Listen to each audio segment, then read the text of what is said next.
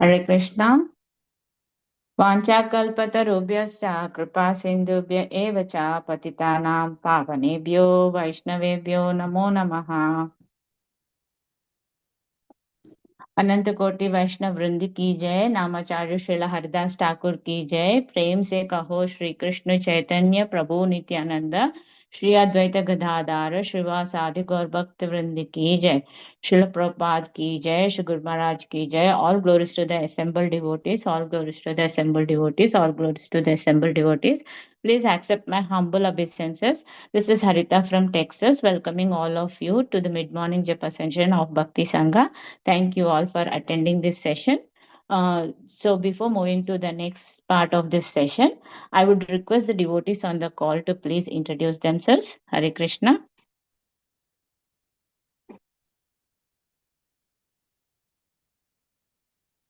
Hare Krishna Mataji, please accept my humble obeisances. All glories to Srila Prabhupada, Shri Guru and Shri Gauranga, and all the assembled devotees. This is Yashmati Priya Devi Dasi from Chicago. And thank you for all glories to your services, Mataji.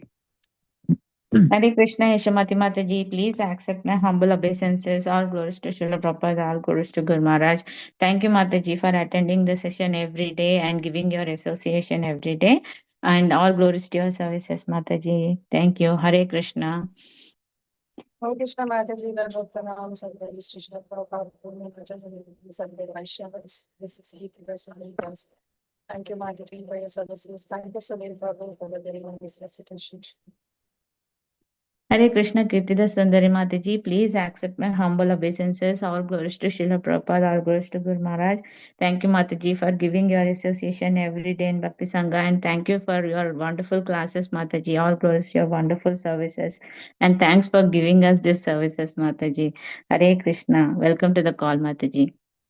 Hare Krishna Mataji, Dandot Pranams to all devotees here. Jai Shri Prabhupada, Sumi from California. Hare Krishna Sumi Mataji, please accept my humble obeisances. All glories to Srila Prabhupada, all glories to Guru Maharaj. Thank you, Mataji, for joining every day this mid-morning session of Bhakti Sangha and giving your association. Welcome to the call, Mataji. Hare Krishna.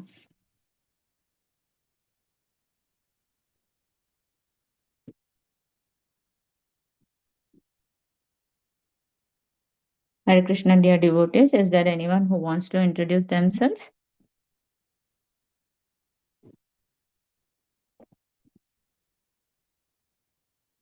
And thank you, Sunil Prabhu, for a nice recitation of Bhagavad Gita. Hare Krishna.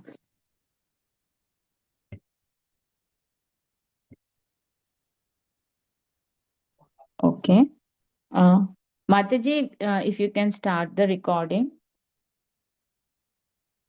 Hare Krishna, dear devotees, I once again welcome all of you to this mid-morning Japa session of Bhakti Sangha. So our next session is Nectar of Devotion. This class will be given by Her Grace Priti Vilasini Mataji, and the topic is Nectar of Devotion, Chapter 10. Hare Krishna, Priti Vilasini Mataji, please accept my humble obeisances. All glories to Srila Prabhupada, all glories to Guru Maharaj. Thank you very much for giving your valuable time and association this morning, Mataji, and enlightening us on this topic. Before handing over the call, I would read the Srila Prabhupada's quote, Mataji. Srila Prabhupada's quote.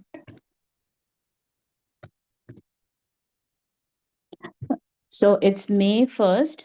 Ointment is applied to the eyes for clear vision. When the ointment of love of Godhead will be applied in our eyes, then with these eyes we shall be able to see God. God is not invisible. Simply like a man with cataract or any other eye disease, he cannot see. That does not mean that things are not existing. He cannot see. God is there, but because my eyes are not contented to see God, therefore I deny God. God is there everywhere. Boston, May 1st, 1969. Jai Srila Prabhupada. Hare Krishna, Priti Vilasni Mataji. I once again welcome you to the call, Mataji, and please take over the call, Mataji. Thank you. Hare Krishna.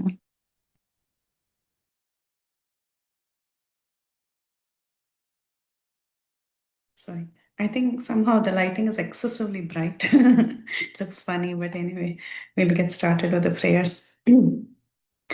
ॐ अज्ञानतिमिरान्धस्य ज्ञानाञ्जनाशलाकया चक्षुरुन्मीलितं येन तस्मै श्रीगुरवे नमः मुखं करोति वाचालं पङ्गुं लङ्घयते गिरिं यत्कृपातमहं वन्दे श्रीगुरुं दीनतारिणं परमानन्दमाधवं कृष्णचैतन्यमीश्वरम् नमो विष्णुपादाय कृष्णप्रेष्ठाय भूतले श्रीमते भक्तिवेदान्त स्वामिन्निति नामिने नमस्ते सारस्वते देवे गौरवाणी प्रचारिणे निर्विशेषा शून्यवादी पाश्चात्यदेशतारिणे जय श्रीकृष्ण चैतन्य प्रभु नित्यानन्द श्री अद्वैता गदाधारा श्रीवसादि गौरभक्तवृन्दा हरे Krishna Krishna Krishna Hare Hare Hare Rama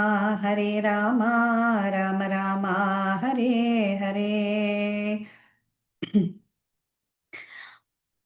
So we're reading from Nectar of Devotion, and currently we are in chapter number 10. It's an interesting section of the Nectar of Devotion. We are seeing the different limbs of devotional service, how devotional service can be practiced in various ways. So we have already seen many aspects of how bhakti can be practiced. And currently in chapter 10, we are going to see techniques of hearing and remembering, which is Shravanam, Smaranam, and Dhyanam. These three topics we will cover in this chapter. And it is a topic that everybody kind of knows, because that is our basics in Krishna consciousness. We begin Krishna consciousness with hearing, with Shravanam. And we are told that that is the beginning of devotional service, right? So we all begin with hearing Shravanam. And then eventually our Shravanam and Kirtanam should result in Smaranam. We should think of Lord continuously. As we hear more and more about Krishna, the purpose of hearing more and more about Krishna is to, of course, relish the pastimes, relish his holy names, etc.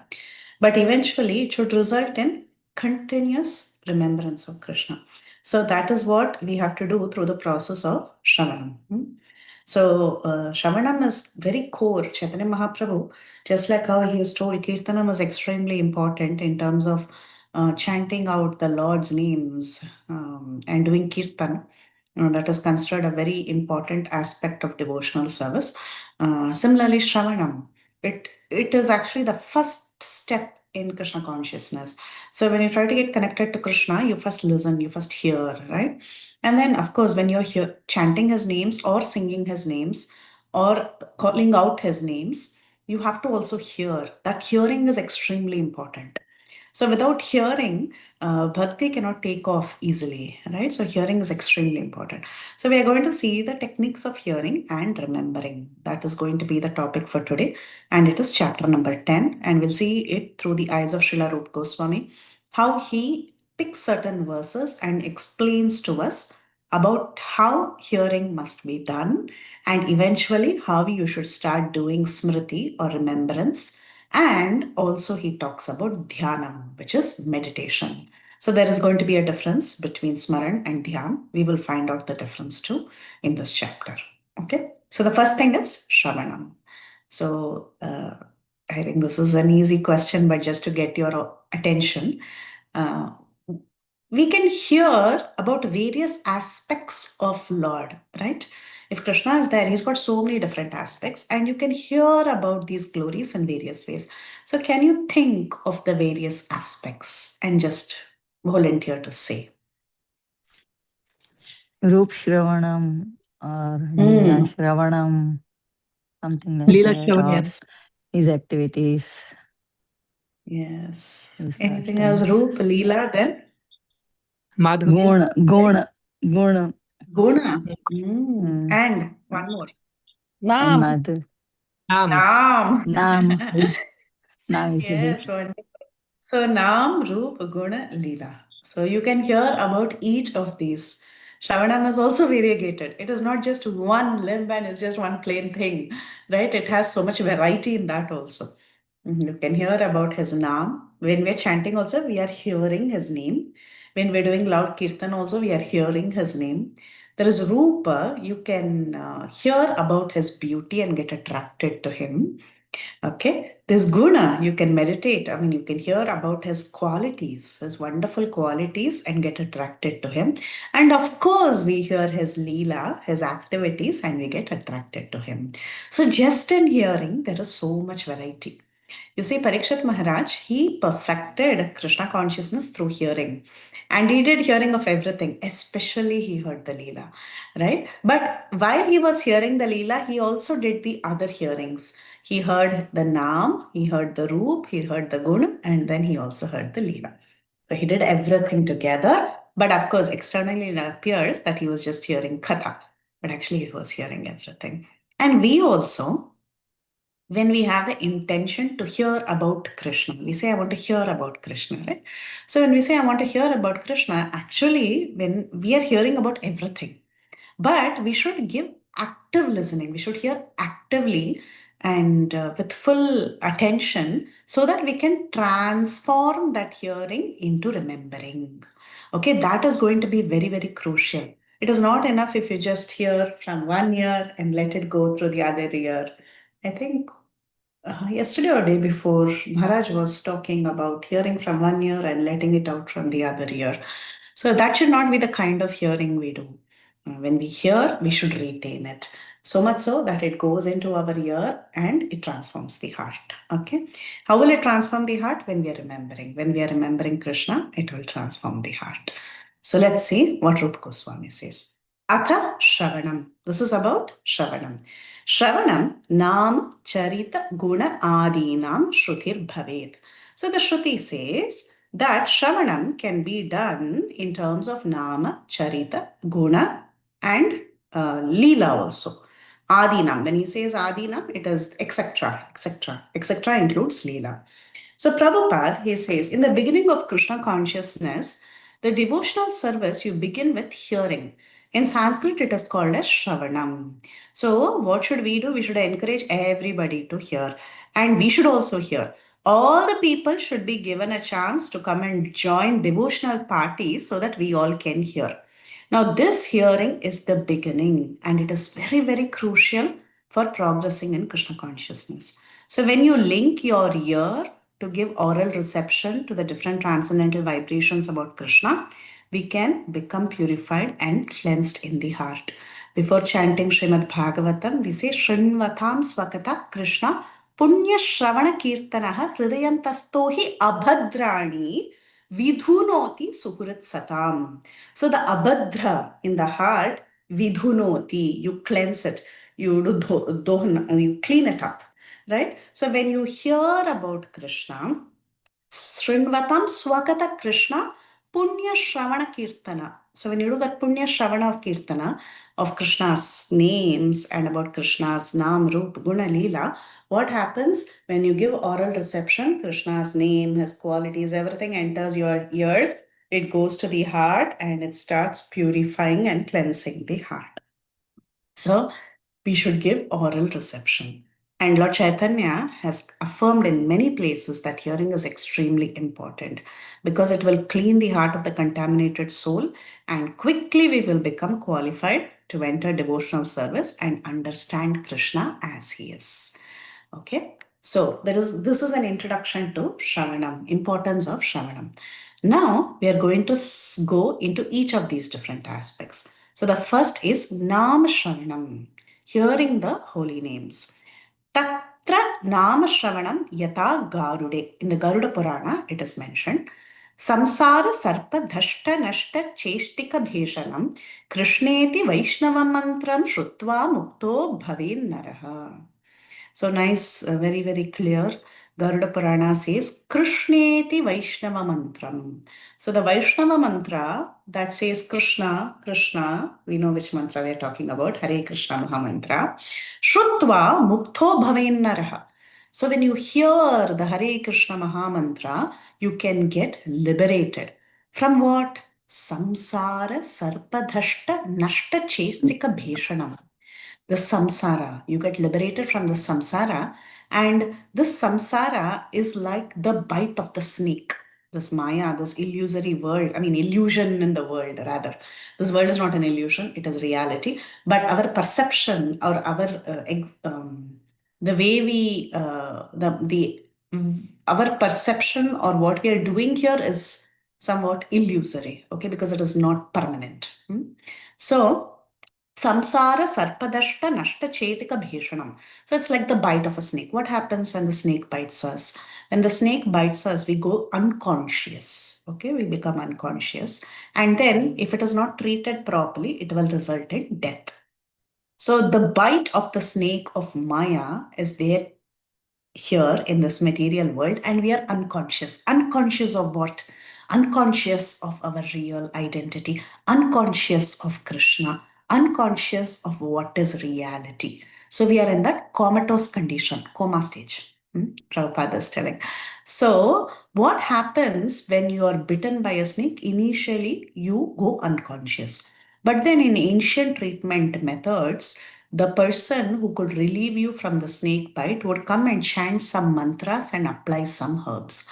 So as the mantra is chanted and heard, eventually the poison is ejected, and the normalcy is restored in the body. So similarly, when we are bitten by the snake of samsara in this material world, at that time, when we hear the nama, Hare Krishna, Krishna Krishna, Hare Hare, Hare Rama, Rama Rama, Hare Hare, when we hear the holy names, we come out of that comatose condition. The comatose condition of being in this material world, identifying with things of this world. This is like being in coma. Coma of what? Forgetful of Krishna. That is our condition. But then as we hear the Hare Krishna Mahamantra, Krishneti Vaishnava Mantram, as you're hearing it over and over, what happens? You get liberated from that terrible condition, just like how a person who is going to relieve you from the snake bite comes and chants some mantra. And as the mantra takes its effect, that person is relieved from the effect of the poison of the snake bite. Similarly, we are also relieved from our coma condition. So this is from Garuda Purana. This is about Nama Shravanam. Now, let's see the next one. Charitra Shravanam Yata Chaturthi. We're going to hear about Charitra. Charitra means what? Pastimes. So let's see what is there about Krishna's Charitra. This is there directly, I think. Okay. This is in Srimad Bhagavatam, if I'm not wrong. So let's read this verse. Tasmin Mahan Mukharita Madhubit Charitra Piyush शेष सरितः परितः श्रवन्ति ताये पिबन्ति अविष्टो नृपगाढकर्णैस् तान् न स्पर्शन्ति अशनधृत् भय शोकमोहाः. So in the fourth canto of Srimad Bhagavatam, in the 29th chapter, verses 30 and 40, the importance of hearing what? The pastimes, the charitra of the Lord is spoken by whom? Shukadev Goswami Maharaj to Parikshit Maharaj.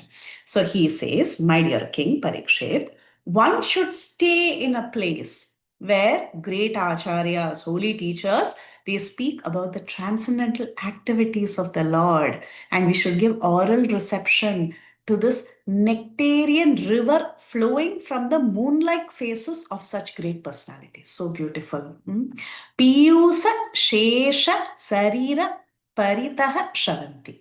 So from these from the mukha, from the mouth of these great devotees, there is a river that is flowing. There is a nectarian river that is flowing. What is that nectarian river that is flowing? It is Madhubit Charitra. It is the Charitra about Lord Madhusudhana. So he is full of nectar, and we are going to hear about him. So as we hear the pastimes of Sri Krishna, that is madhu, that is nectar, that is flowing from the moon-like faces of such personalities, What happens as we hear these transcendental sounds? We will become free from all material hunger, thirst, fear, lamentations, as well as illusory material existence. So this is the power of hearing the charitra of the Lord. So the more and more we hear Krishna Katha, automatically our shoka, moha, bhaya, all this is removed. All the lamentations that we have in this material world is removed. And many of you must have had this realization in some way or the other. When you hear Krishna Katha, at least for that 1 hour or half an hour or 45 minutes, it feels like everything else in your life has stopped. Even externally, if you are engaged in some material activity, still internally, when the consciousness is tuned to Krishna Katha, it feels like everything else is meaningless, right? So we become very, very absorbed in Katha and we are relishing it. So that is the effect of Krishna Katha. You become free from material hunger, thirst, fear, lamentation, as well as illusions of material existence. And our Parikshit Maharaj himself was a classic example of this. He became free from all material hunger and thirst. He became free from fear and lamentation, right? So those 7 days, Parikshit Maharaj, because he was completely absorbed. He's not like us, where we are hearing without much attention. But he was with full attention, with full absorption. And he didn't feel hungry. He didn't feel thirsty. And neither did he feel fear. Oh, Takshak is going to come and bite me. Takshak is going to come. I'm going to have to look out for him. I have to look out for him. He was not in that kind of a fear. And he was not lamenting for his state of condition. None of this was happening to Parikshit Maharaj. Why? Because he was completely absorbed in Harikatha. Sri Chaitanya Mahaprabhu. He also says that this hearing is a means of self-realization and it is there in this age of Kali. Actually, in this age of Kali, Chaitanya Mahaprabhu tells us that it is very difficult to follow all the regulative principles perfectly and study the entire Vedas and all that and come to a conclusion. But then there is a very simple method of perfection. All that we have to do is give oral reception to the sound vibrated by great devotees and acharyas. If we can do that, we can gain relief from material contamination. So we should hear from proper authorities who are really devotees of the Lord. But if we are simply hearing from professional men for the sake of entertainment, then we cannot access this nectar. We cannot. It's very, very difficult. We will just get entertained for that moment. But the real cleansing of the heart will not begin. We should hear from bona fide authorities. You all have also had this example, situation where when you hear from your Guru Maharaj, there is a special change in the heart that you cannot express. It is very different from hearing anything else or from anyone else. When you hear from your spiritual master, automatically there is a deep connection that you feel and you feel a transformation of the heart. Why is it so? It is so because they are bona fide representatives of the Lord. They are great acharyas. So the words vibrated with them by them has so much potency. So we should hear from self-realized souls. Then these nectarian rivers that is pouring out from their mouth will flow into our ears. And as it flows into our ears, it will go and transform the heart. Okay. So that is about hearing the pastimes of the Lord. Now, continuing on the same lines, Prabhupada says, in the Bhagavad Gita, it is said, a materialistic person can give up material hankerings only by becoming situated in Krishna consciousness. Unless you find a superior engagement, param drashtva nivartate. So unless you hear a superior engagement, he will not be able to give up inferior engagement. So in this material world, all of us, we are somehow or the other engaged in various illusory activities of the inferior energy, and we tend to relish inferior things. But if we are given something superior to hear, then the taste for inferior things will automatically reduce. And everyone, again, experienced by everybody, right? You all, when you were growing up or whatever in the past, there was a lot of affection and interest in cinema songs. I remember someone wrote about me and they said in my college days, she has a PhD in film songs because I was like so tuned to grooved to hearing all the time some music or the other, and if you just say one or two words or just sing a portion, I can complete the entire song. I was like that. I was so tuned to film music. But then now I'm completely lost. If someone sings something, I'm like, okay, where is this from? And I've not heard it before. I'm completely blank. Why? Why is that change happening? It is happening because we are engaged in a higher taste. We are hearing about Krishna's pastimes. We are hearing Krishna's names. So with that, the lower tendencies, they start diminishing. Hmm? Okay. When Krishna speaks on the battlefield of Kurukshetra to a materialistic person, it appears that it was simply a talk between two friends. But actually, it was a river of nectar flowing down from the mouth of Krishna. And Arjuna is no ordinary person, right? Arjuna, he gave oral reception to such vibrations, and thus he became freed from the illusions of material problems. So, again, this is very important. When we hear, we should hear with attention, full attention. We should give oral reception to such vibrations and don't take it lightly. When you give oral reception, give it your full. Okay. So when you give it with full attention, at that time, this oral vibration can completely transform our hearts. And what kind of scriptures are these where we are giving our oral reception? What are we hearing, right? We are hearing Srimad Bhagavatam, we are hearing Bhagavad Gita, we are hearing Chaitanya Charitamrita, Chaitanya Bhagavata, Nectar of Devotion. Now, all these scriptures, they were not given by ordinary people. That's Prabhupada's point. They were spoken, for example, Bhagavad Gita was spoken directly by Krishna. Srimad Bhagavatam was spoken by Shukadev Goswami. Chaitanya Charitamrita, Krishnadas Kaviraj Goswami. So like this Vrindavan Das Thakur, Chaitanya Bhagavata, Nectar of Devotion, Rupa Goswami. These are great personalities, right? So when we give oral reception to such vibrations that is given by great personalities, automatically we will become free from all the illusions of material problems. Everybody has material problems. Material problems will continue to exist all our life. But what gets relief? What gives relief? It is not the same material vibrations that will give relief to material problems. Prahlad Maharaj, in his prayers, very intelligently, he says sometimes we seek material solutions to material problems. It doesn't work like that.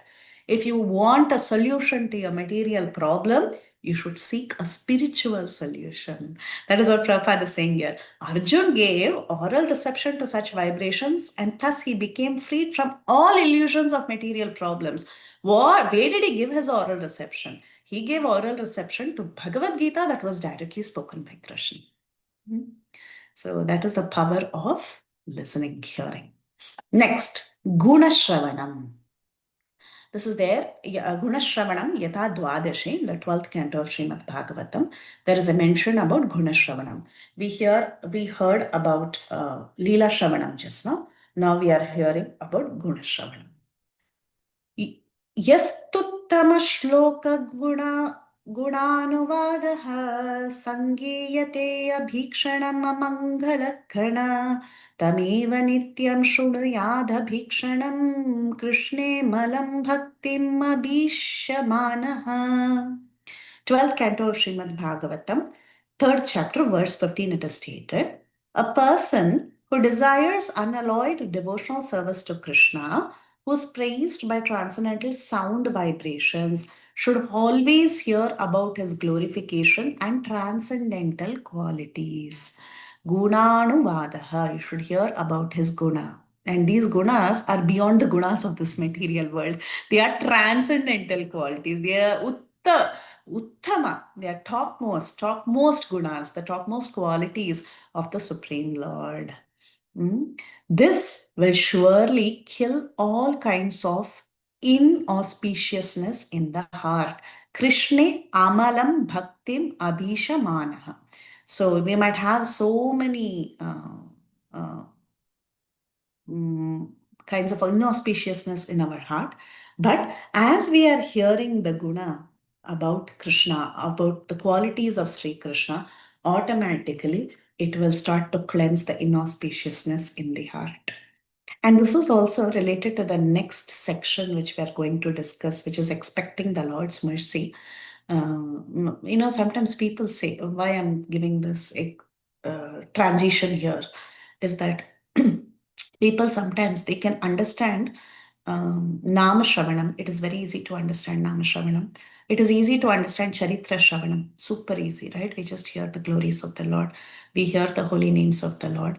Rupa Shravanam is also okay. We hear the transcendental description of the beautiful form of the Lord. There are many sections in Bhagavatam where the form of the Lord is described, and you just have to give oral reception to that. It describes the beautiful lotus feet of the Lord, how it is reddish, and then how he's decorated with anklets, and then the beautiful calves of the Lord. Then we go on to the waist of the Lord, the hips of the Lord, how it is decorated with a nice mekhala, and then the navel of the Lord, like that. Even in meditation, even those who sit down for dhyanam, even they also meditate on the beautiful form of the Lord.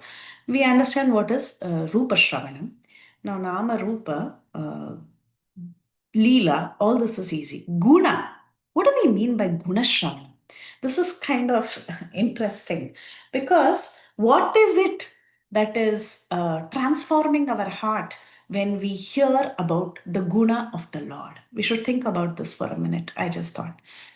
The Lord is very merciful, very, very loving, because the next verse is about looking out for the mercy of the Lord. That is what the next verse is about.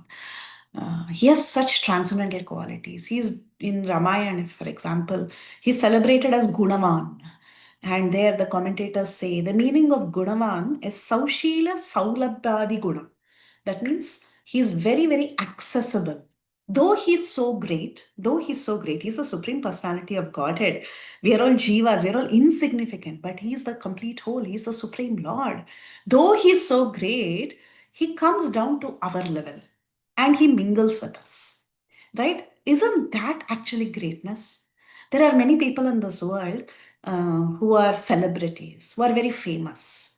But will they come down and sit with you and talk to you, eat with you, play with you, and do naughty pranks with you, or listen to you, be chastised by you? Will they do all that? Nobody will do, even if they are a celebrity devotee. They will not do it. Only Krishna. Only Krishna has this beautiful quality. Of course, our Guru Maharajas are all exception. I always agree. They are all very transcendental, and yet they come down to our level. But generally, I'm talking about people who have not reached that level. We, like a person like me, or of course, not. I'm also a bad example. But let's think about somebody who's a celebrity, okay, and who may not be in that transcendental level. When fame hits them, right? When fame hits a person, then what happens? We tend to think we are a big celebrity. And we will not go down to the level of anyone. Meaning, go down meaning you don't have to stoop down, but you can still mingle nicely, right? That way you will not see in people who have become famous. Both material and spiritual, in both circles, actually, it is a fact. Why? Because they've already thought in their mind they have become very great, and it is not worth for them to waste their time with others. So that's very unfortunate, very, very unfortunate. But here Sri Krishna, he celebrated as Gunavan. Gunavan means one who's full of all transcendental qualities, not mundane qualities. So he, being so great, he comes down to our level in terms of being the Paramatma in our heart and continuously accompanying us in every species of life. Even if we take birth as a dirty cockroach, even then, as a pig or a mosquito or a bacteria, whatever we may be, he's always there with us in our heart. The two in the heart, he's sitting there. And even when he came down to perform pastimes, he did not see Bheda, he did not see differences. He would very happily go and talk to everybody and mingle with everyone like they are one of his. Like, for example, especially since this description of Gunavan comes from the Ramayana, I first want to give the example of Ram, then I'll come to Krishna's example as well. Like, for example, in Ramchandra's case, everyone celebrates. Oh, he made friends with Guha. He was so merciful to Shabari. He made friend with the demon Ravana, and he made a friend with the Vanara Sugriva. What qualifications did all of them have? Were they all great kings? Were they emperors? Or were they great pandits? Nothing.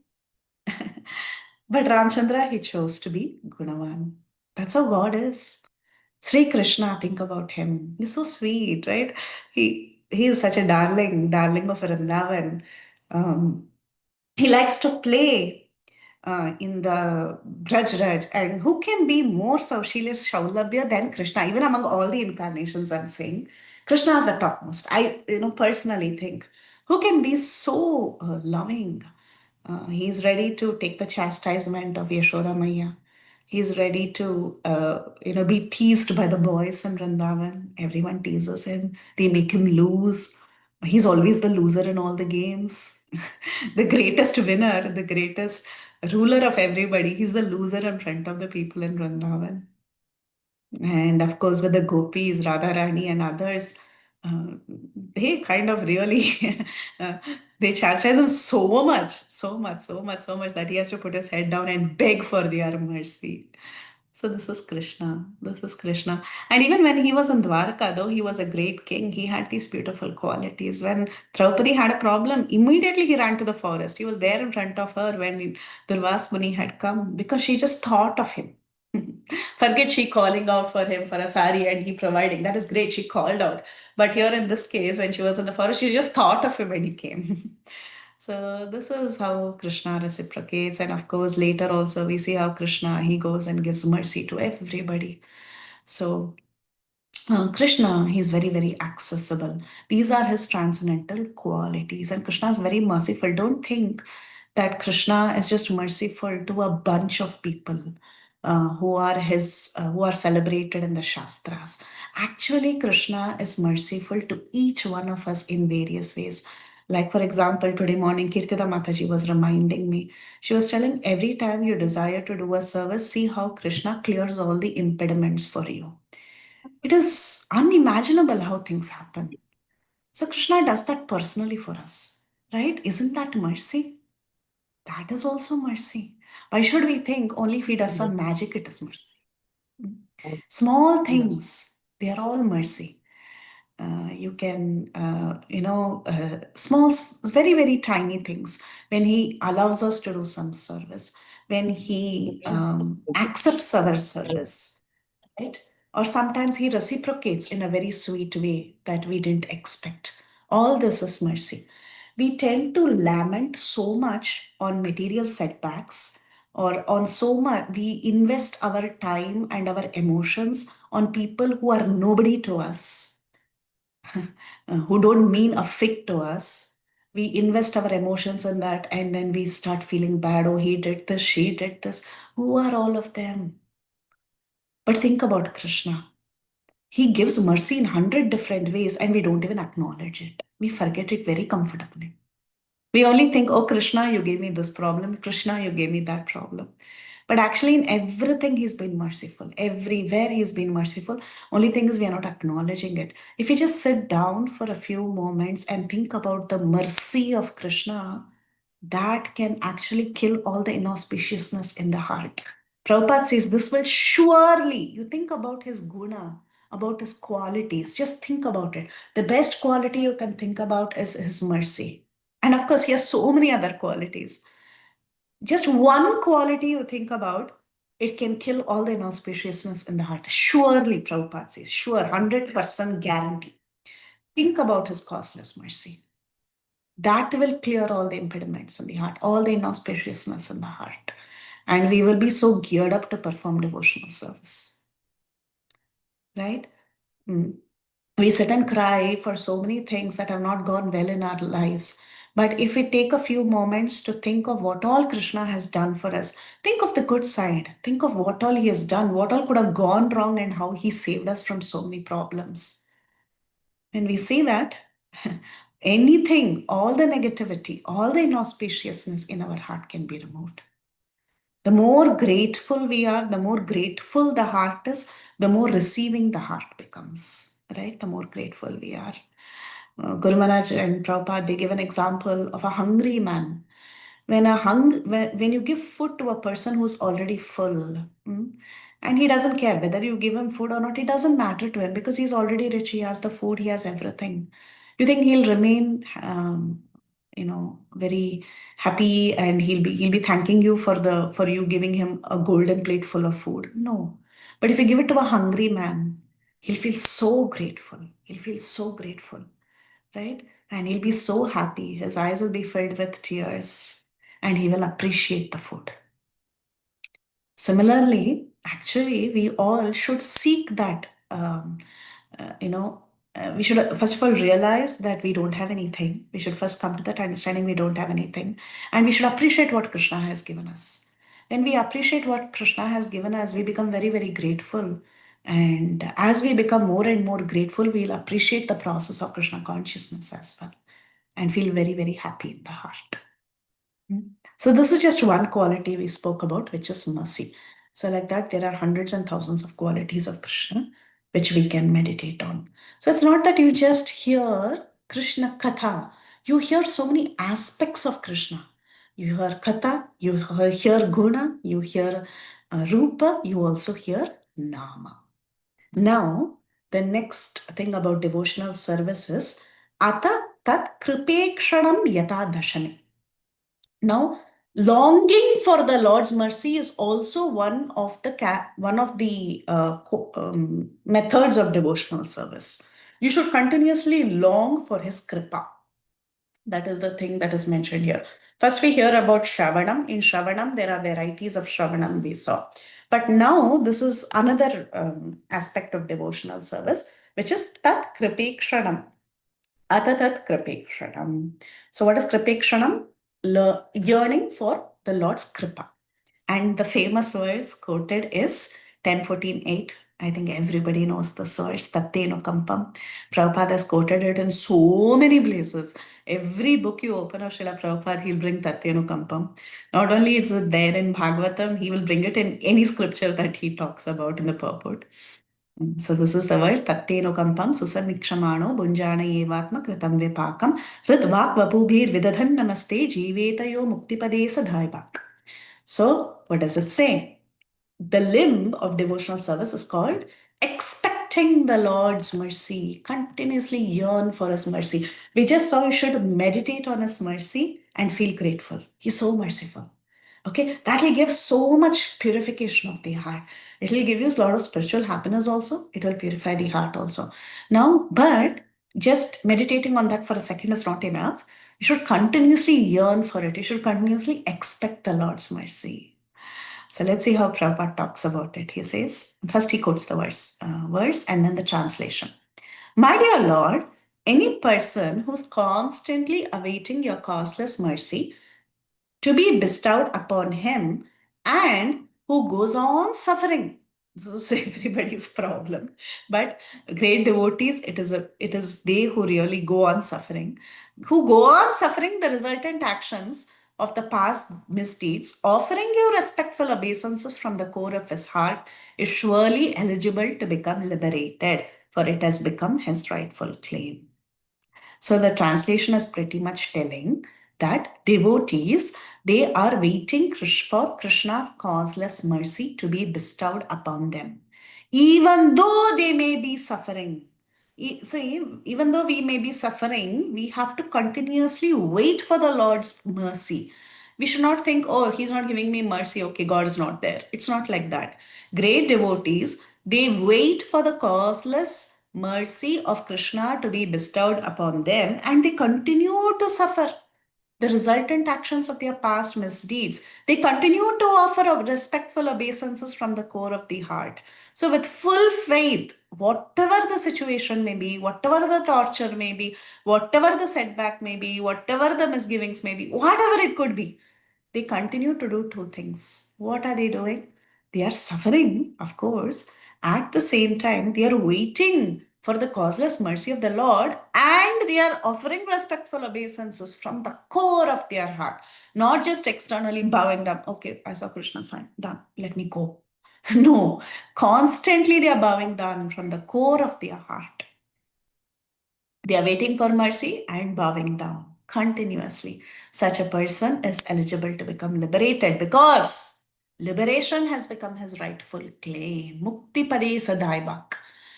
Liberation becomes a rightful claim for such a Vaishnava. Yeah, just like how the automatically, if you are obviously if you're your father's daughter or son, you become automatically his rightful heir, right? Whatever he has whatever money or wealth he has gathered, it automatically comes to your name after a point in time. Huh? I mean, of course, the paperwork should be done, all that is there, but still, you're the rightful heir, right? So, like that, or if we are like this, because this verse is clearly telling us a devotee's life is not full of a bed of roses. It's going to be very difficult. Think of the Pandavas, think of Kunti, think of Ambarish, think of anybody from the Bhagavatam. Right from the first canto till the 12th canto, you will find in every canto, every devotee has undergone unlimited suffering. Unlimited suffering. And our suffering is so fragmental as compared to them. What didn't Prahalad Maharaj undergo? What didn't Dhruva Maharaj undergo? What didn't Amrish Maharaj undergo? What didn't anybody in Bhagavatam undergo? And why is Bhagavatam like that? Is Bhagavatam a lamentation scripture or something about everybody's problem? No. What is Bhagavatam telling us? In spite of them having so many problems, Bhagavatam is telling us they all remain surrendered to the Lord. Whatever it may be, they silently took up the sufferings and they did two things. They were constantly awaiting the causeless mercy of the Lord and they continuously offered respectful obeisances from the core of their heart. And I always try to bring this Ambarish Maharaj wherever I talk because it's very interesting how Ambarish Maharaj dealt with the situation. Though Ambarish Maharaj was doing devotional service, he was performing Ekadashi Vrata in Mathura. He performed Ekadashi Vrata continuously and he just wanted to break his fast. That's all he wanted to do. It was all completely for Krishna, right? He just wanted to break his fast. And at that time, Durvasa comes and there is this whole big drama that stirs up and he creates a fiery demon by throwing a bunch of hair. And that demon is now ready to destroy Ambarish Maharaj. What did Ambarish Maharaj do? Ambarish Maharaj, he just folded his palms and bowed down. That's all. He thought of the Lord. That's all. Nothing else. And he could have done three things, my Guru Maharaj says. Three things. One is he could have ran away, like most of us would have done. I would have done that for sure. And, or he could have blamed the Lord. Like he would have thought, oh, all because of Krishna. See, I did so much for him, and what does he do in return? What kind of God is he? We would have blamed him, right? And the third thing, so he could have blamed the Lord or he could ran away. Or the third thing is he could have cursed this Durvas. As much as Durvas is a great Rishi, Ambarish Maharaj is also a Raja Rishi. So he could have cursed him, counter curse. So many places you'll see stories of counter cursing. The Raja Rishi will curse back the Brahma Rishi or the sage. 2 minutes it takes, you can curse him back. But he doesn't do any of this. He just stays quiet, he folds his palm, and Krishna takes care of the rest. Right? So that is the Tenukampam. Here, Prabhupada continues. The statement of Srimad Bhagavatam should be the guide for all devotees. A devotee should not expect immediate relief from actions of his past misdeeds. See, actions of our past misdeeds, prarabdha karma has already kicked in. Don't expect immediate relief. We are expecting every day, we think, I want relief now. Every day we make the same mistake. But we cannot expect immediate relief from the reactions of our past misdeeds. In fact, no conditioned soul is free from such reactions because material existence means continuous suffering and enjoying of past activities. That is the world we are in. That is how life is going to be. If we have finished our material activities, then there is no more birth. So this is possible only when we become Krishna conscious, when we begin Krishna conscious activities. Only akarma or Krishna conscious activities do not produce any reaction. Therefore, only when we become perfect in Krishna conscious activities, we are not going to take birth again in this material world. So if we are not perfectly freed from resultant actions, what should we do? We should just continue to act in Krishna consciousness very seriously. Whatever impediments may be there because of our past karma or whatever it may be, we still continue to practice Krishna consciousness very seriously. Then, when such impediments arise, we should simply think of Krishna and expect his mercy. Just pray to Krishna. And whatever the situation may be, accept it. That's all. And move on. But never give up your faith on Krishna.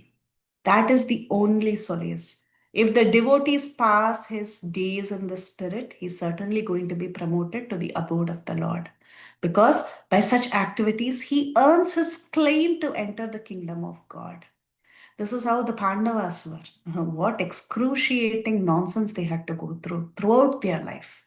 Aho kashtam, aho anyayam, Bhishma Dev says, what kashtam, what anyayam you went through. But he says, yeah, ultimately it was under the sanction of the Lord. But then they aced it. They aced it. They went through all the difficulties by taking complete shelter at the lotus feet of the Lord.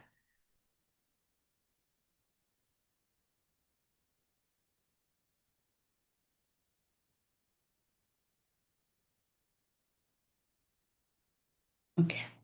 The exact word used in this verse is daibak. What is daibak? Daibak means the son becoming a lawful inheritor of the property of the father. Similarly, a pure devotee who's prepared to undergo all kinds of tribulations while executing Krishna conscious duties, he becomes lawfully qualified to enter the transcendental abode. So this is the verdict of whom? Brahma. Who's Brahma? Brahma is the direct son of Krishna.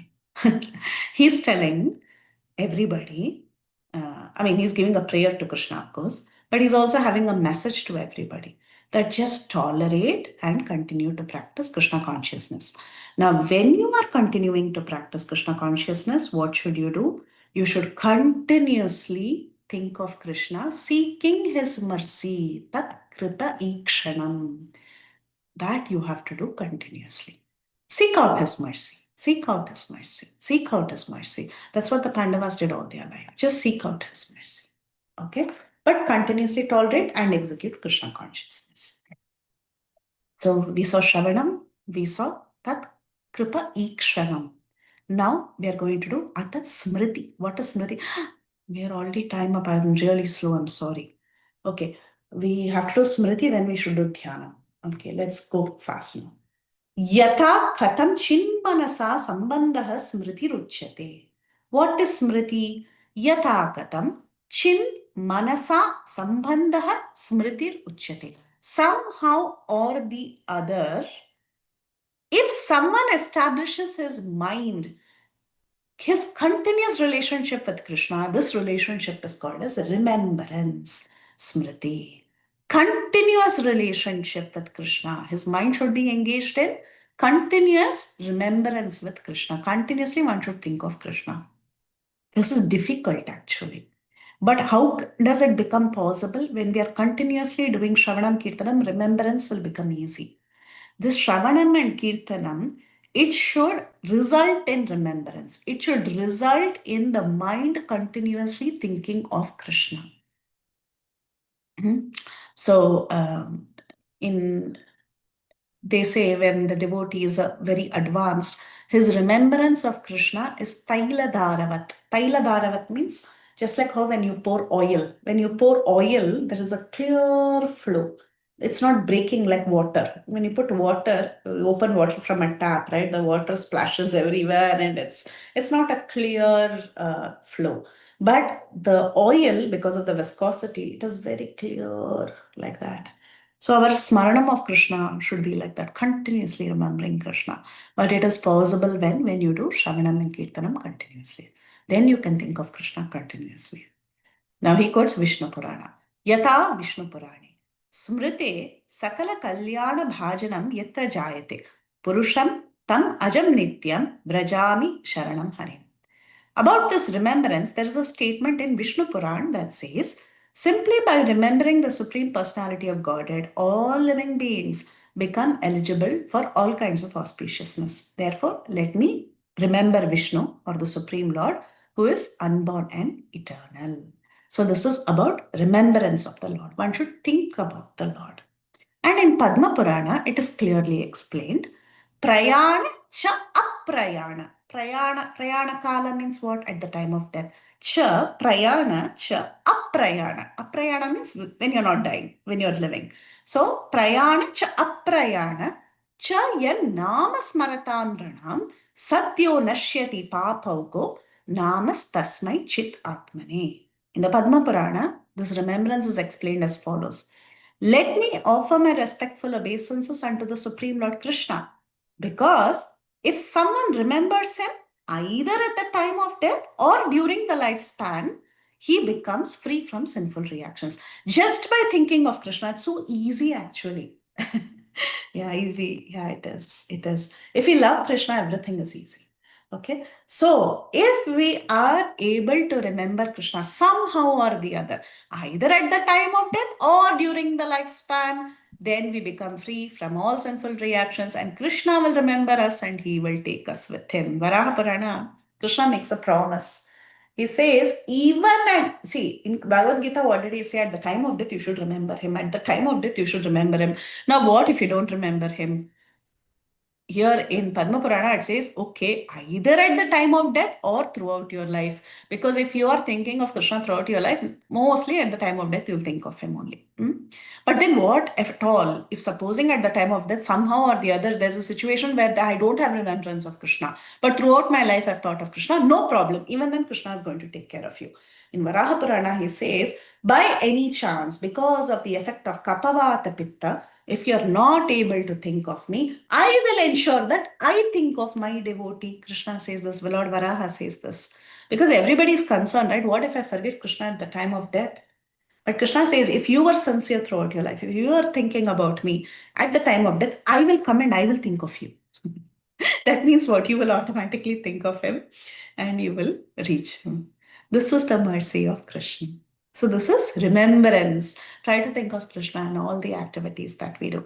It is a conscious practice. And how it will solidify? It will solidify when we continuously hear about Krishna. Everything begins with Shravanam. And we chant, of course, and we hear continuously. Okay. The last one for this chapter is Ata Dhyanam. Dhyanam Rupa Guna Krida Sevedaha Shustu Chintanam. Meditation. You can do Dhyanam on Rupa Guna Krida Seva. You can do on all this. And you should do Sushtu Chintanam. You should do nice, clear, continuous meditation. So now let's see what meditation is. To meditate means to engage the mind in thinking of the form of the Lord, the qualities of the Lord, the activities of the Lord, and the service of the Lord. So beautiful. Just like how we saw Shravanam and Nam Rup Guna Leela. Similarly, here Dhyanam also has Rupa, Guna, Krida, and Seva. So nice. You can do Seva in the mind. Isn't that beautiful? You can meditate on the Krida, the activities. Like Rupa Goswami, he was meditating on a particular pastime of Radha Krishna. And in his meditation, he was laughing.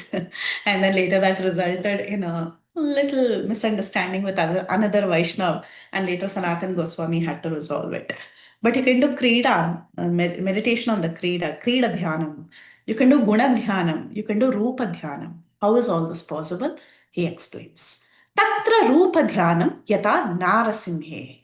In the Narasimha Purana, it is mentioned about Rupa Dhyanam.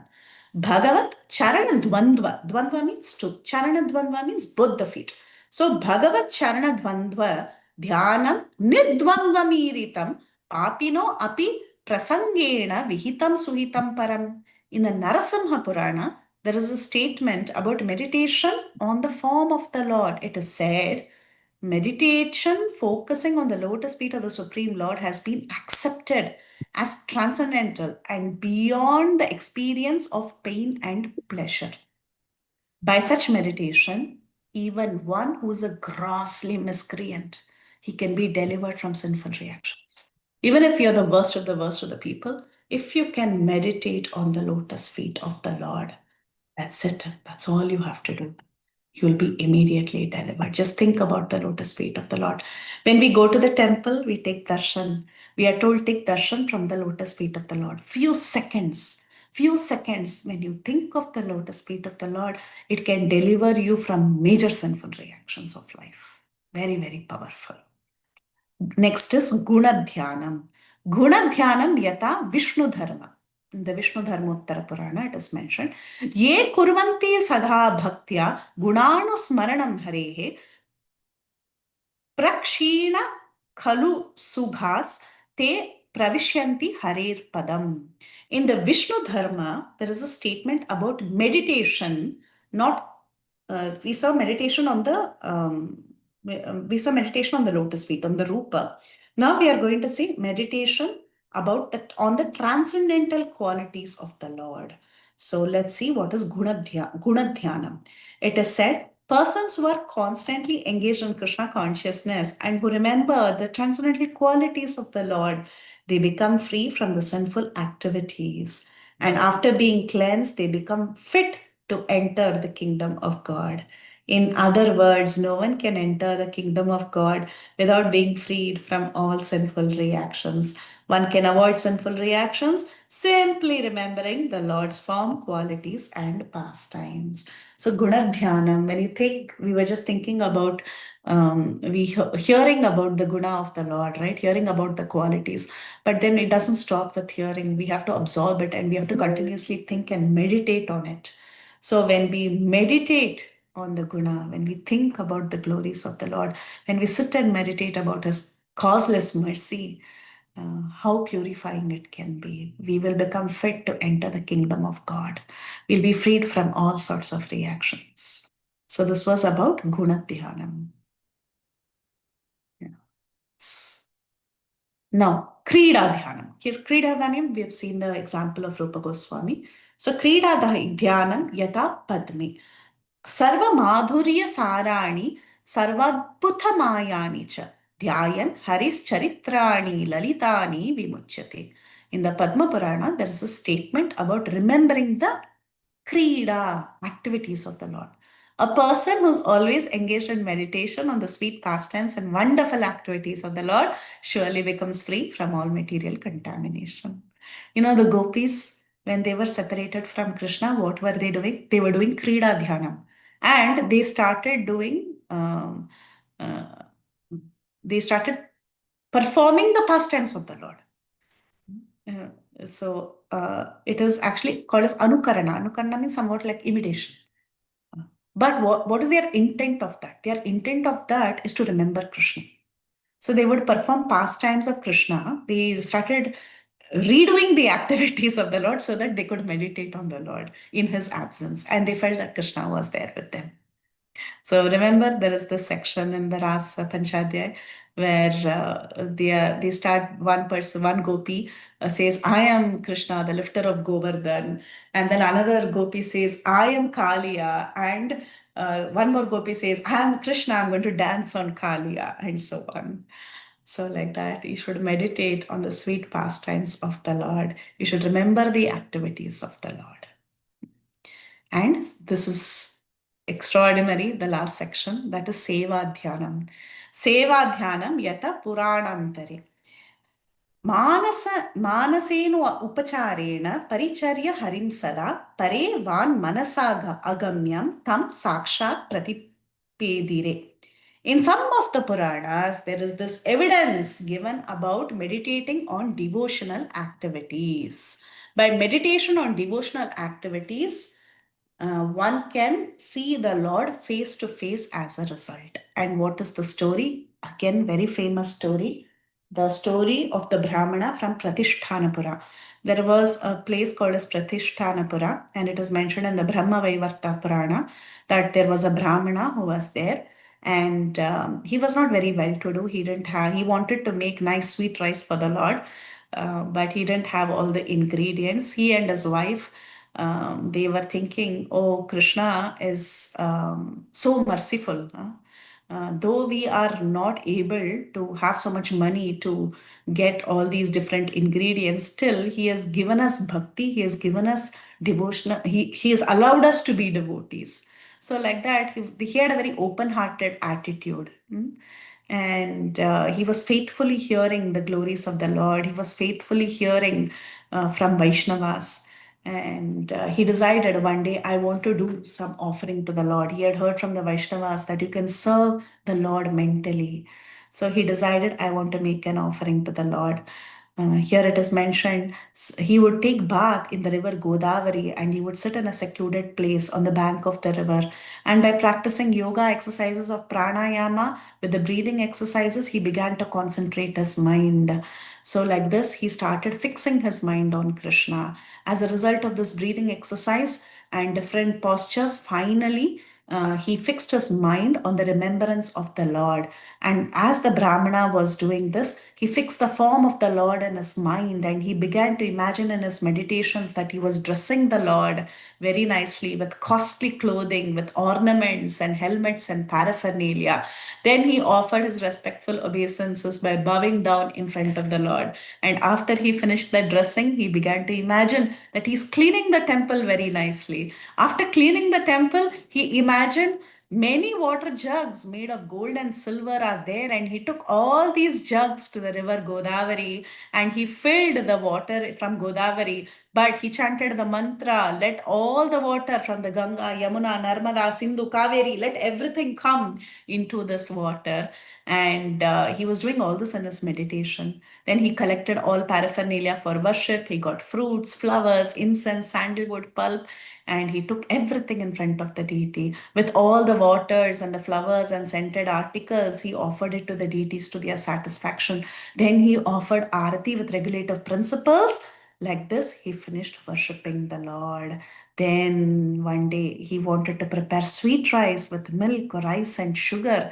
He offered this preparation, this mental preparation to the deity. Now, however, as he offered this preparation to the deity, he was not very satisfied. He was thinking, oh, maybe this is not proper because it is still very hot. It is very, very hot. So because when Prabhupada explains, this preparation, sweet rice should not be taken hot. The cooler the sweet rice, the better the taste. And I agree. Okay. Whenever there is kheer, any sweet rice preparation or chakra pongal or whatever, right? Actually, if it is not very hot, it is better. The taste is better. In fact, kheer, if it is cold, it is excellent, according to me. But anyway, different people have different ways of relishing kheer. So I'll stop it there. But still, Prabhupada says that this preparation, sweet rice, should not be taken hot. The cooler the sweet rice, the better the taste. So because the sweet rice had been prepared by the Brahmana very recently, he wanted to touch it so that he could know whether it was fit for eating by the Lord. But as soon as he touched the sweet rice pot with his finger, what happened? It immediately burned his hand because of the heat of the pot. In this way, his meditation broke. So now he looked at his finger. Okay, his meditation has now broken. But then what was he doing? How did he offer? How did he touch the sweet rice? He did everything in what? In the meditation. Now the meditation is broken. He's looking at his finger. What happened? The finger was burned. That means through his meditation, he really entered the pastime. He was wondering in astonishment how this could have happened. And because he was simply meditating on touching the hot sweet rice, he could not think that his finger had actually become burnt. So while he was thinking like this, in Vaikuntha, Lord Narayana with goddess Lakshmi, they began to smile humorously. And seeing the smile of the Lord, the goddesses of fortune who were attending the Lord, they became very curious. And they asked Narayana why he was smiling. And the Lord did not reply to their inquisitiveness, but immediately he sent for the Brahmana. So there was an airplane that was sent from Vaikuntha that brought the Brahmana to the Lord's presence in the spiritual world. So, like this, when the Brahmana was present in front of the Lord and the goddess of fortune, the Lord explained the whole story. The Brahmana was then fortunate enough to get an eternal place in Vaikuntha in association of the Lord and Lakshmi's. This shows how the Lord is all pervading. In spite of his being locally situated there in Vaikuntha in his abode, still the Lord was also present in the heart of the Brahmana. This is Krishna. He's so merciful. He's so merciful. He's continuously present there. He's waiting for us to communicate with him. He's very merciful. And when the Brahmana, when he was meditating on the worshipping process, Krishna was watching every second of it. He was also participating in the whole thing. Thus, we can understand that things offered by the devotees, even in meditation, is accepted by the Lord, and they help one to achieve desired result. However, having said this, we should offer physically. That is our first business. We should not think, okay, I'll mentally offer today. No. Offer it physically, offer it properly, do it nicely. Okay? When we are in a situation where we are separated from our deities, that time you can offer mentally. But not when the deities are at home and you're sitting here. Okay, I'll offer mentally, I'll sit down 2 minutes. Krishna, I took some rice, I took some milk, I made it. Okay, take it. Done. No, that's not how we do things. If we can do it nicely, physically, and give it. In the Brahmana's case, it was his meditation was so intense. Can we even think of such intense meditation? Right?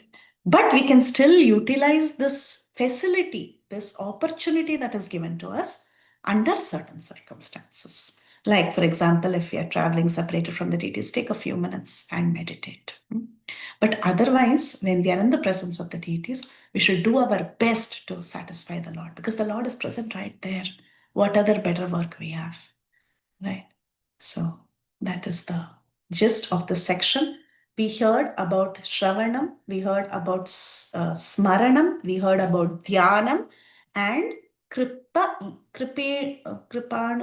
Ikshanam, sorry. Okay.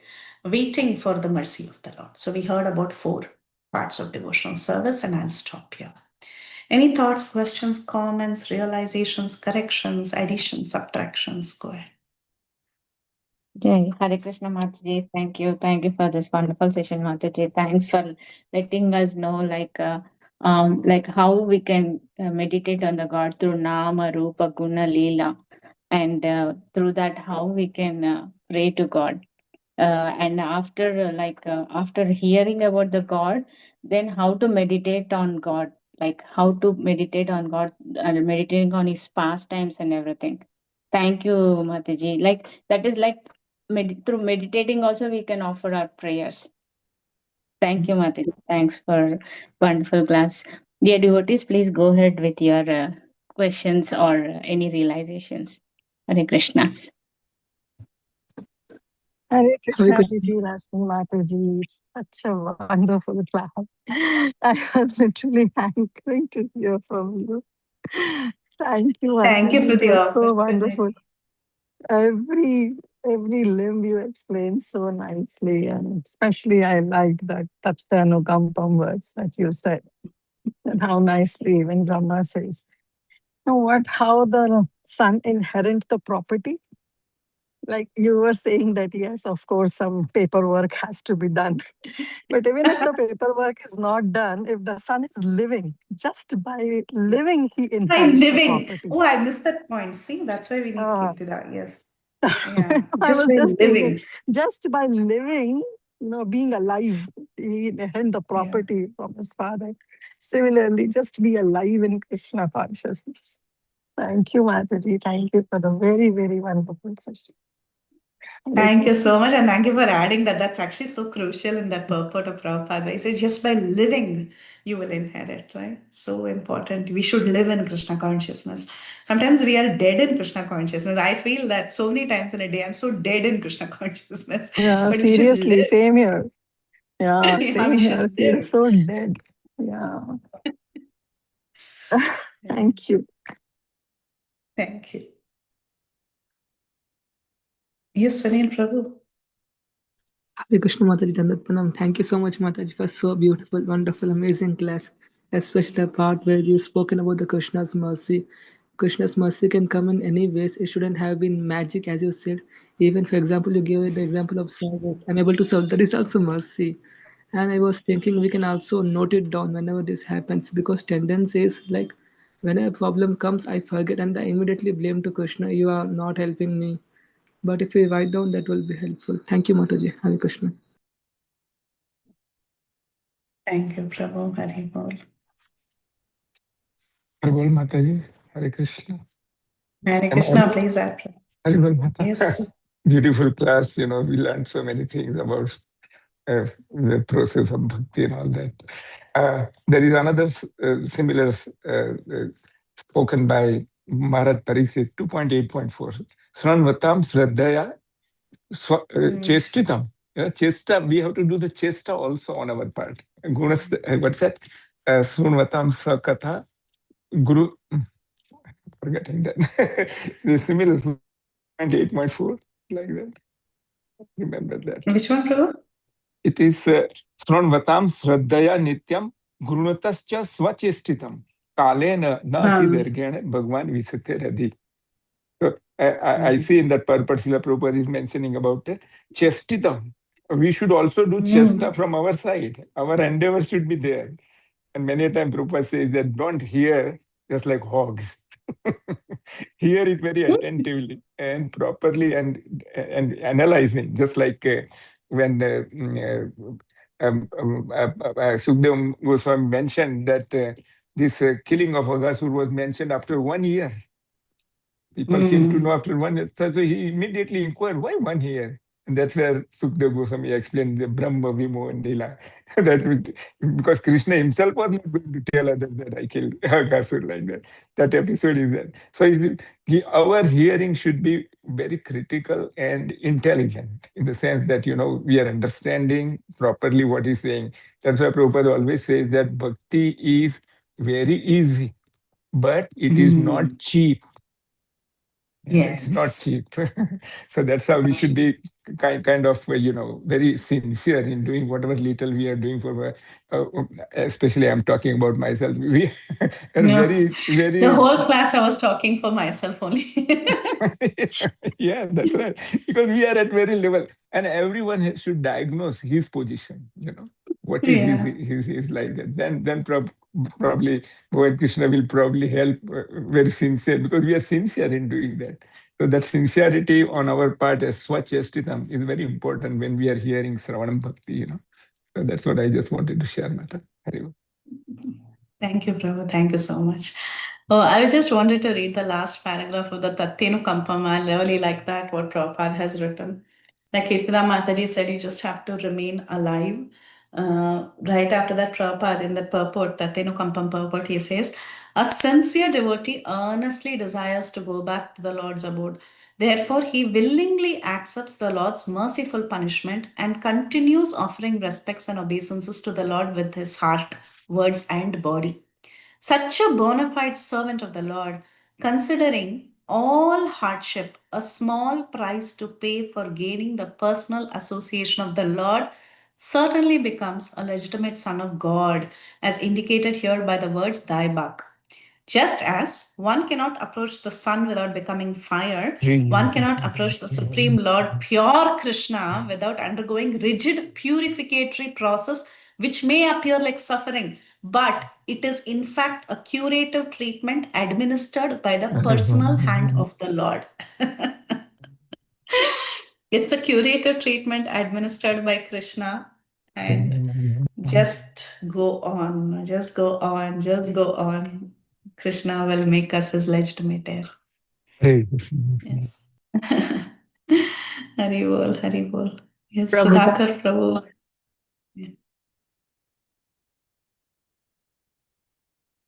Hare Krishna Mataji, wonderful class. I have one small query, and also I just want to share some of my realization on hearing.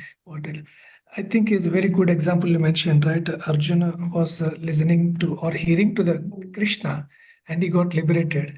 But the same hearing, Vidura also was hearing, and Dhritarashtra also was hearing. I think Dhritarashtra could not do the active or maybe contemplate. So that's where the lesson, I think, at least we should know that, as you said, active hearing, or I don't know, in this case is active hearing.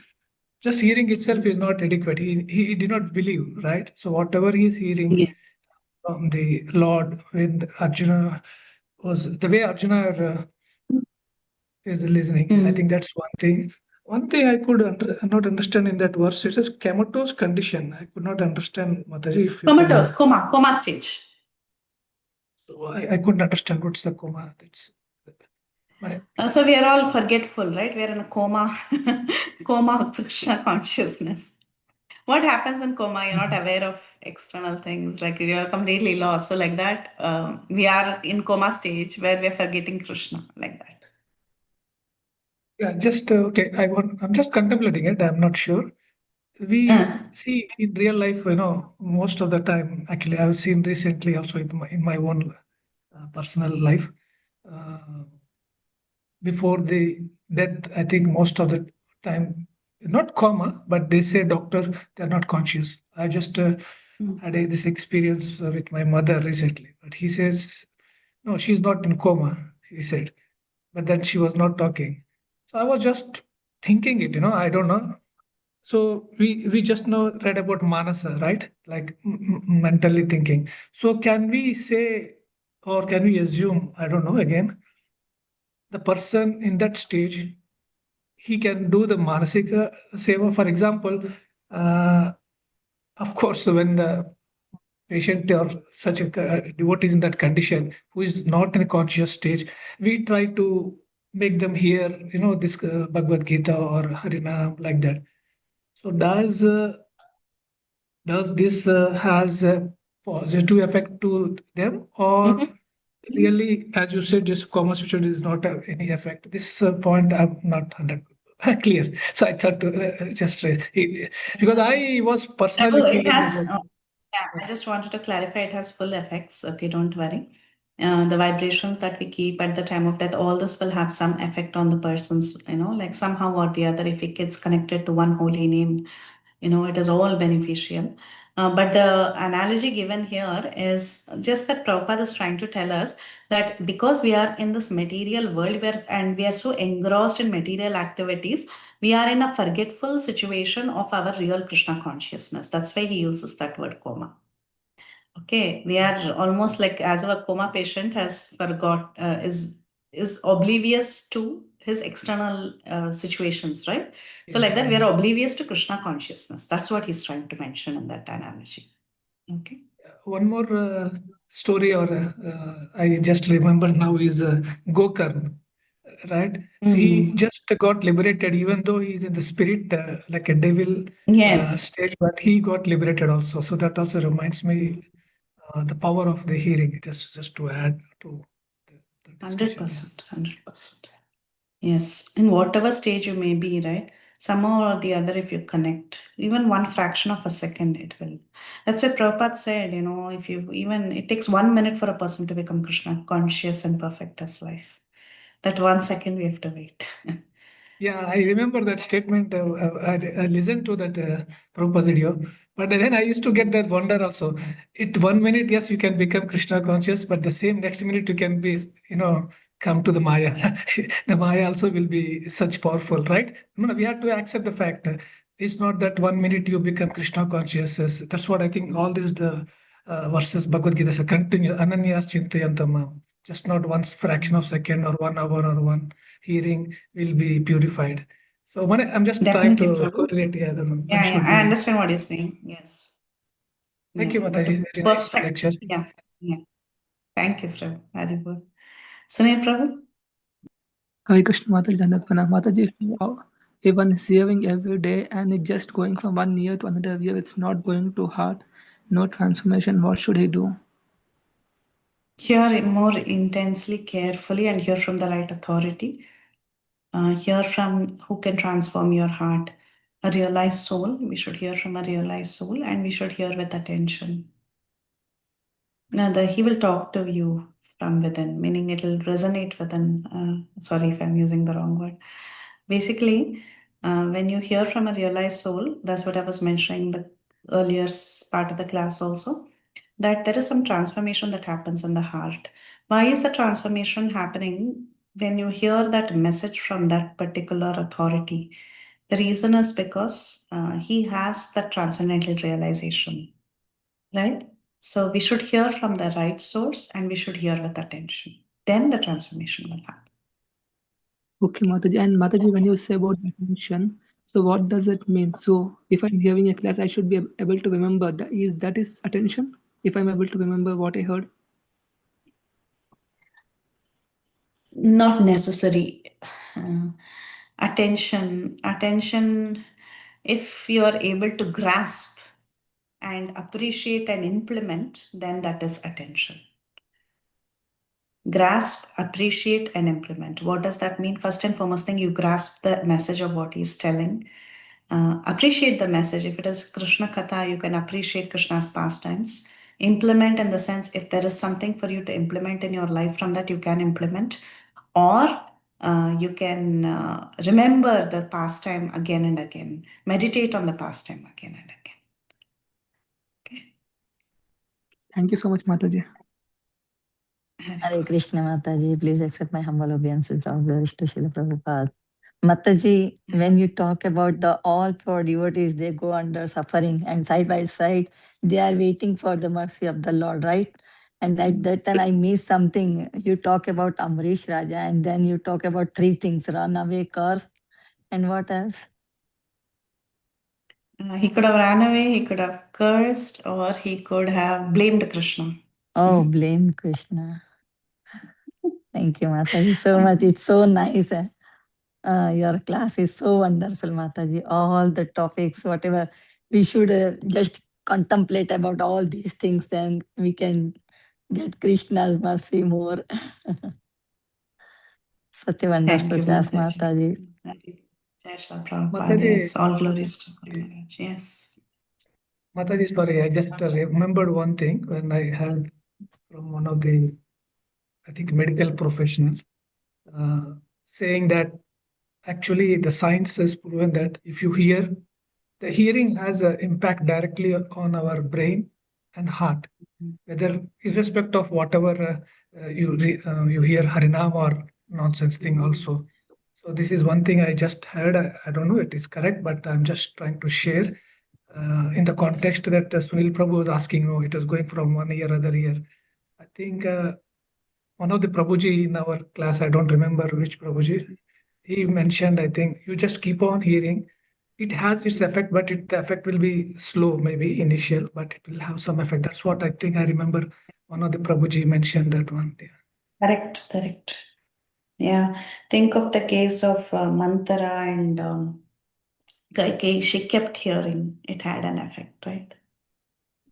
Whatever you hear will have an effect. That's why they say be aware of with whom you associate, with whom you lend your ears to. Yeah. Correct, Prabhu. Very nice. Haribol Mataji, Haribol.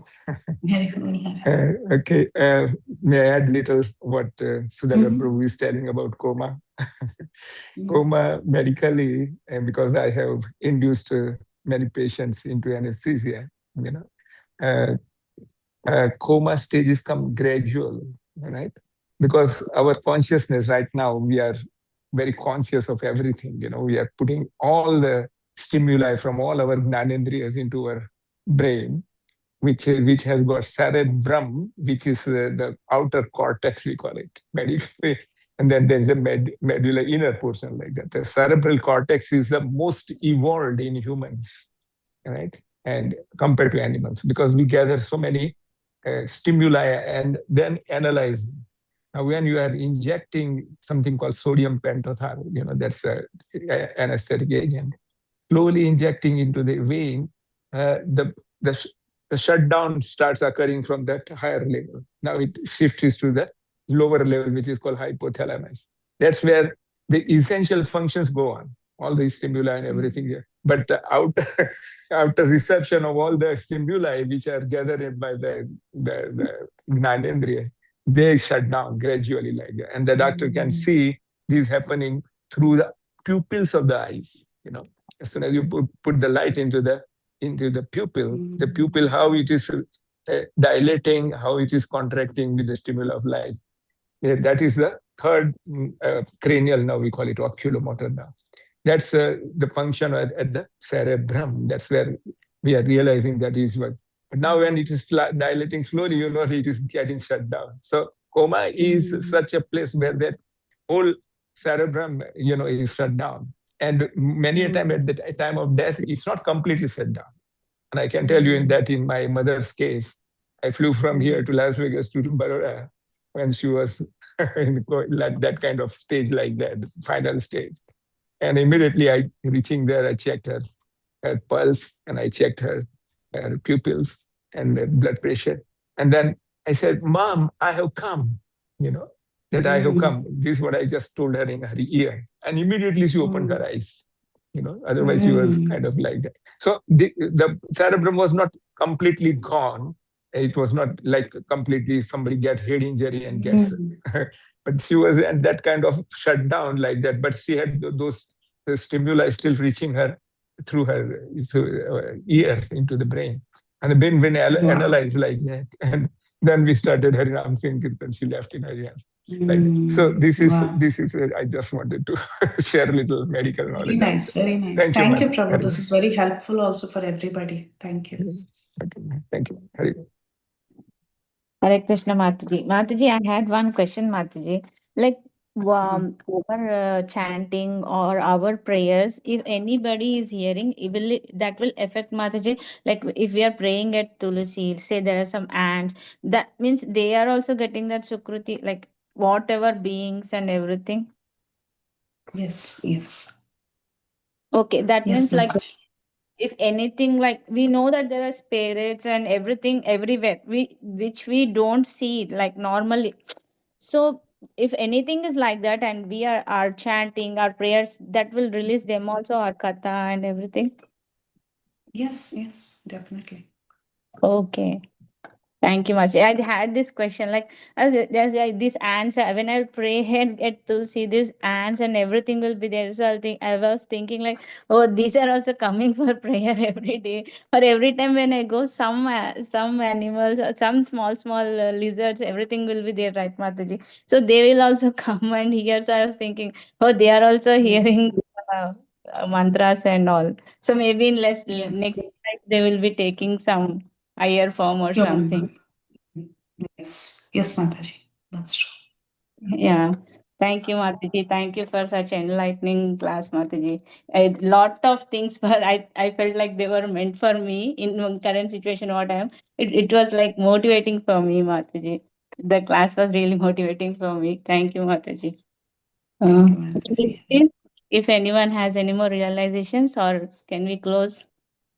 Yes, Mataji. I have a hard stop in exactly 3 minutes, and then I have to leave. Yeah.